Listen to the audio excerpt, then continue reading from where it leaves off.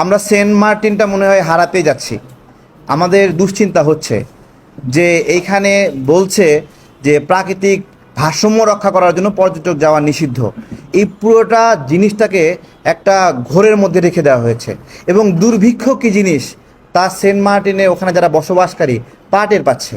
এখানে কুকুরের ওজন কমেছে, মানুষের ওজন কমেছে, পশু পাখির ওজন কমেছে। সেন্ট মার্টিনটা বাংলাদেশ থেকে একটা বিচ্ছিন্ন অঞ্চলে রূপান্তরিত হয়েছে। কেন এই ধরনের তৎপরতা? কেন আমাদের চট্টগ্রাম নিয়ে, পার্বত্য অঞ্চল নিয়ে এক্স্যাক্টলি কী পরিকল্পনা হচ্ছে আমরা কিন্তু জানি না। সংবাদ মাধ্যমে নাই, গণমাধ্যমে নাই, সব জায়গায় একটা এড়িয়ে যাওয়ার একটা প্রবণতা। বড় বড় বিমান আসছে, আমেরিকার বিভিন্ন ধরনের তথ্যগুলো দেখছি। এই বিষয়গুলো কেন যেন একটা লুকায়ে রাখার একটা তৎপরতা। তো আমি বাংলাদেশের রাজনৈতিক দলগুলোকেও দৃষ্টি আকর্ষণ করছি, আপনারা এটাকে খেলনাভাবে নিয়েন না, ছোটোভাবে নিয়েন না। এই জায়গাতে খুব খেয়াল রাখতে হবে, কারণ এই সরকারের উপদেষ্টাদের গুরুত্বপূর্ণ অংশ বিদেশি উপদেষ্টা, যারা বাংলাদেশের অনেকে নাগরিকত্বও নাই, এবং বিদেশির সাথে তাদের বিভিন্ন এনজিও ভিত্তিক ইস্টাবলিশমেন্টের কারণে তাদের অনেক ভালো যোগাযোগ রয়েছে। এবং এই এনজিওগুলোকে সহজভাবে নেওয়ার সুযোগ নাই।